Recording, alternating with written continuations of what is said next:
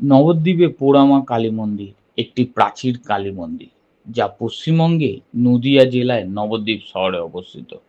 আজকের ভিডিওতে বলবো এই মন্দিরের কথা।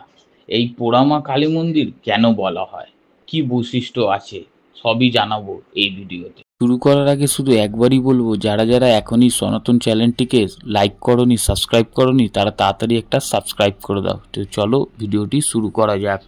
এই মন্দিরটি পোড়ামা নামে পরিচিত এবং এটি নবদ্বীপে গ্রাম্য দেবী হিসাবে পূজিত হন।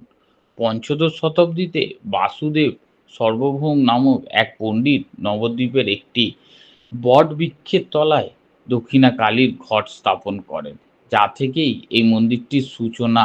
পরবর্তীতে পোড়ামাতলার দালানির উপর চারচালা মন্দিরটি নির্মিত হয় এবং দেবীর নামকরণ হয় ভবতারিণী মা। মহারাজা গিরিশচন্দ্র 1825 খ্রিস্টাব্দে এই মন্দিরটি সংস্কার করেন এবং দেবীকে প্রতিষ্ঠাতা করেন। নবদ্বীপে গ্রাম্য দেবী পোড়ামা সারা বছরই দক্ষিণা কালী ধ্যানে পূজিত হন, তবে সরস্বতী পূজার দিন শ্রী পঞ্চমী তিথিতে দেবী নীল সরস্বতী রূপে পূজিত হন এবং মন্দিরের পাশেই ভবতারণ শিব এবং ভবতারিণী কালী মন্দির অবস্থিত। এই মন্দিরটি নবদ্বীপে এক গুরুত্বপূর্ণ ধর্মীয় স্থান এবং এখানেই মায়ের পুজো করা হয়।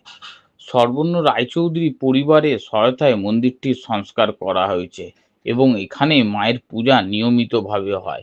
বেলগড়িয়া বা বিরাটি রেল স্টেশন থেকে অটো বা বাসে বটতলায় নিমতা কালীবাড়ি স্টপেজে নেমে যাওয়া যায় এবং সেখান থেকে এই মায়ের মন্দিরে আসা।